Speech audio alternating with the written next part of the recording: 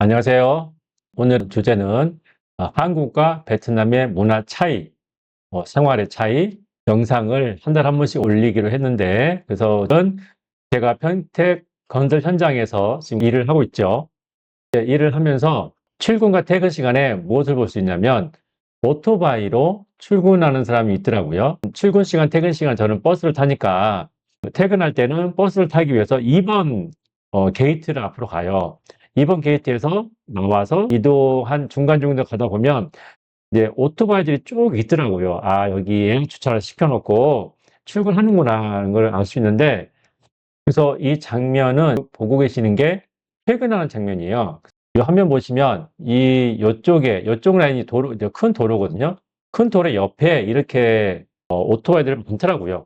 이 오토바이 보면서 저는 당연히 베트남의 생각이 나죠. 그래서 제가 오늘은 주제를 오토바이로 말씀을 드려볼게요. 주제가 오토바이긴 한데 그냥 오토바이가 아닌 한국 사람들이 깜짝 놀라는 베트남의 오토바이 문화 얘기를 해보겠습니다. 한국 사람들이 베트남에 처음에 가기 분들은 길거리에 있는 오토바이를 보고 많은 사람들이 놀라죠. 제가 한국 사람 깜짝 놀란 장면, 첫 번째로 이야기는 오토바이로 이사하기. 저는 베트남에 하노이에서 주로 생활을 했거든요. 베트남어를 배우면서 처음에 있었던 곳에서 제가 다른 지역으로 이사하게 됐어요. 짐이 조금 있었거든요. 많지는 않고 옷 몇 가지, 그리고 이제 한 생활하다 보면 짐이 조금씩 늘어나잖아요. 그래서 이것을 어떻게 옮겨야 될까라고 생각하고 있었는데, 이제 현지인 제 나이 동갑자리가 한 명 있었어요. 그 친구가 저에게 오토바이로 이사하면 된다라고 얘기를 하더라고요. 그래서 있었어? 하면서 저한테 그러면 오토바이 이사 할 수 있게 한번 불러봐라 하고 그 친구가 불러줬어요. 이렇게 생긴 오토바이로 왔더라고요. 이게 세 발이거든요. 보통 오토바이는 두 발이잖아요. 이렇게 두 발인데 요거는 이제 세 발이잖아요. 그래서 처음에 이사를 했는데 좀 짐이 많지 않아서 겸사겸사 한번 어떤 것인지 궁금하게 돼서 요걸로 해서 했던 거고, 비용은 아마 제가 2만 원인가 줬던 걸로 기억이 나거든요. 그렇게 많지는 않았어요. 근데 현지인에서 2만 원이면 작은 돈은 아니죠, 사실은. 그러면 현지인에 계산하면 한 4, 5만 원 되는 금액이니까. 첫 번째는 오토바이로 이사하는 것에 대해서 저는 이제 그게 좀 약간 신기하긴 했어요. 처음으로 이제 보통 한국에서는 통으로 하지만 베트남에서는 이 세 발 오토바이로 이사할 수 있다. 두 번째로는 아이들 등교 문화가 있어요. 저희 한국 같은 경우는 등교를 할 때 여기 베트남은 초등학생을 학교로 등교를 시켜야 되겠다. 그러면 아이를 제일 앞에 여기다 놓습니다. 아이를. 그다음에 가운데 있는 아빠, 뒤가 엄마죠. 이렇게 있는데 어떤 경우는 이렇게 아빠하고 아이만 이렇게 타는 경우도 있고, 아니면 엄마가 아이를 태우고 학교로 등교시키는 경우도 많습니다. 또 학교도 마찬가지로 이렇게 동승을 해서 애들을 태우거든요. 여기 세 명인데 저는 네 명, 다섯 명까지 타는 걸 봤어요. 여기 모두 네 명. 간단하게 요거 제일 앞에 아기, 그다음에 아빠, 그 사이에 또 아기, 또 제일 뒤에 엄마, 이렇게 심심치 않게 볼 수가 있어요. 그걸 보면서 좀 약간 제 한국인 입장에서는 이용하기가 보이잖아요. 근데 베트남에서는 이 오토바이 자체가 생활하다 보니까 하노이 사범대학교 그 뒤편에 보면 거기 학원이 쭉 많아요.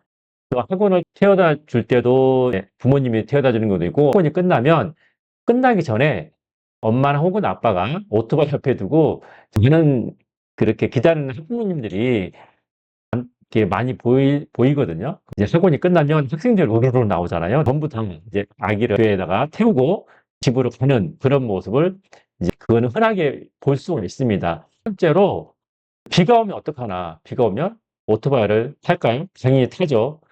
비가 오나 눈이 오나. 근데 베트남 눈이 안 오니까 비가 오면 오토바이를 계속 타는데, 거의 대부분이 오토바이 앉는 밑에 쪽에 우비를 항상 준비를 해놔요. 그래서 비가 이렇게 온다. 그러면 바로 우비를 꺼내서 입고 이 오토바이를 타죠. 이건 항상 일상화가 돼 있어요. 이 우비 보면은 이 우비 하나로 두 사람이 같이 쓰는 우비도 있거든요. 이렇게.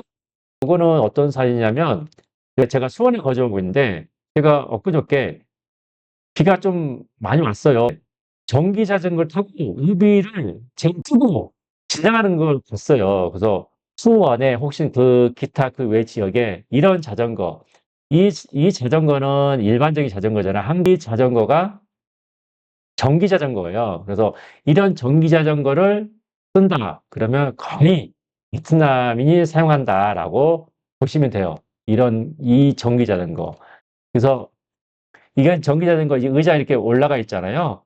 요게 충전기, 요걸 빼가지고 집에서 충전한 다음에 여기다 다시 넣어서 이런 자전거를 보시게 되면 저 베트남이 친구인 것 같다라고 보시면 돼요.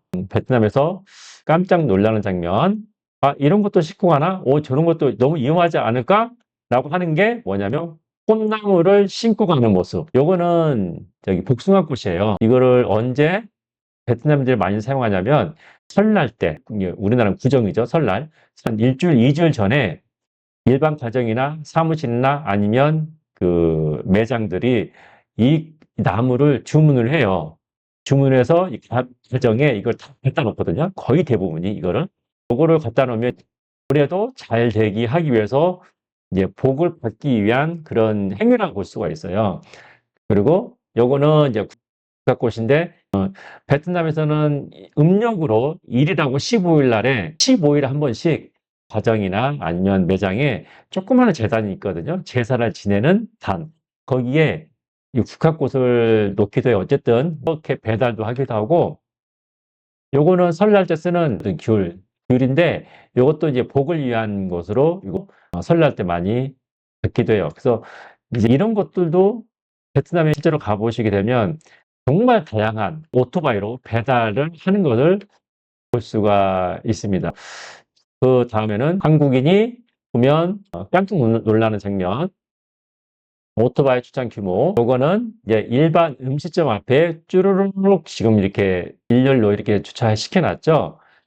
이제 이런 경우는 대부분 음식점 앞에 오토바이 주차하는 사람이 대기하고 있어요, 항상. 우리나라에 보면은 큰 어떤 뭐 마트나 어디 가면 차를 안내를 해주는 사람 있잖아요. 그런 것처럼 일반 음식점에 좀 규모가 있는 음식점에는 오토바이 주차를 안내해 주는 사람이 있어요. 요거는 오토바이 쫙 시켜놓고 사람들이 꼴 보는 장면인데 이제 이것도 오토바이 주차 시켜놓고 보는 모습이죠.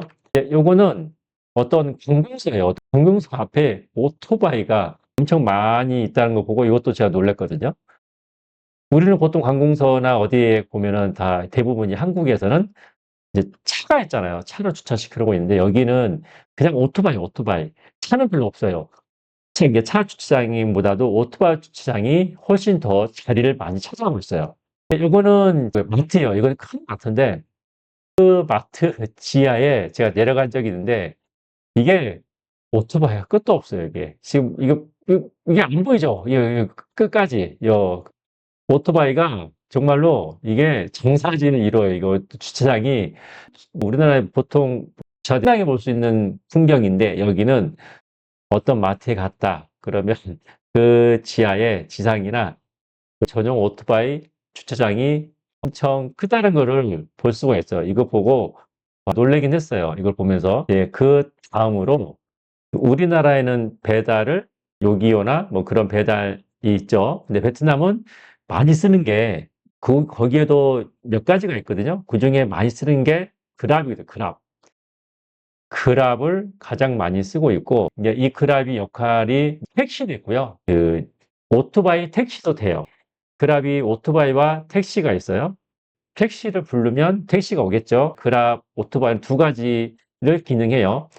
이제 음료수나 어떤 그 음식이나 그런 배달을 하고 두 번째는 사람을 이동시키는 오토바이 택시를 새옴이라고 그래요. 새옴.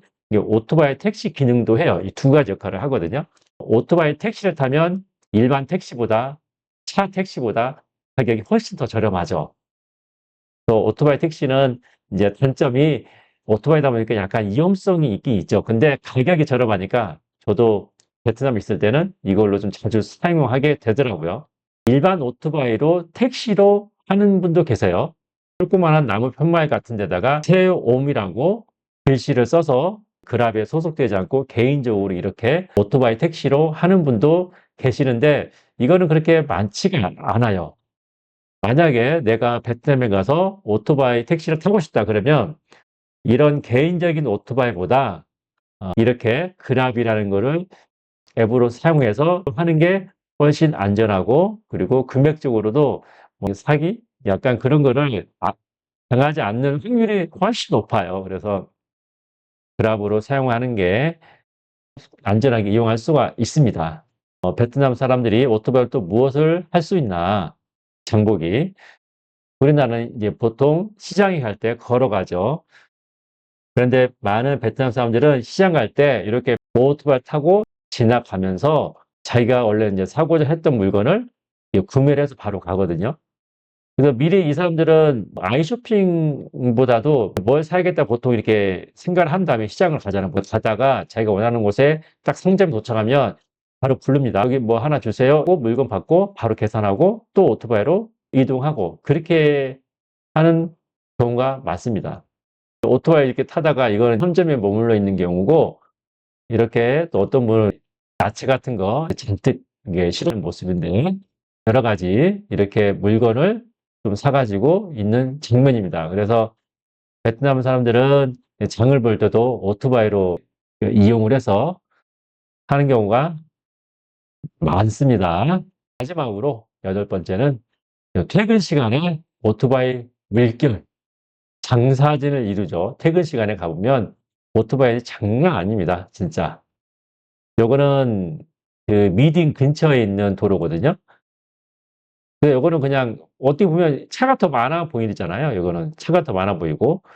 근데 이제 좀 뭐 다른 지역으로 가게 되면 오토바이만 있습니다. 이렇게. 퇴근 시간에 오토바이 장난 아니죠. 얼마 전에 베트남에서 횡단보도에 신호등을 지키지 않으면 벌금 얼마 부과하겠다. 나왔어요. 하도 그걸 많이 지키지 않으니까. 근데 그거 지키기가 쉽지가 않을 것 같아요. 왜냐하면 그 TV 방송에 보시면 그 우리나라 연예인이 베트남에 가서 그 횡단보도에서 이제 건너려고 하는데 오토바이가 하도 많이 왔다 갔다 하니까 여기서 어떻게 건너야 될지 몰라서 망설이는 장면이 나오잖아요. 처음에는 베트남에 가서 횡단보도 건널 때 이게 건너기가 쉽지가 않아요. 파란불에도 불구하고도 오토바이가 파란불을 잘 안 지키는 경우가 되게 많아요. 왜냐하면 우리나라의 배달신들 보면 빨간불에도 불구하고도 그냥 막 지나가는 분들이 많잖아요. 여기 베트남은 이 오토바이 한 대가 이게 빨간불인데 그냥 지나가잖아요. 그럼 그 옆에 줄줄이 딱 갑니다. 여기 보시면 인도인데 이 도로에 차나 오토바이가 많으면 이 인도도 금방 점령을 해버려요. 오토바이들이.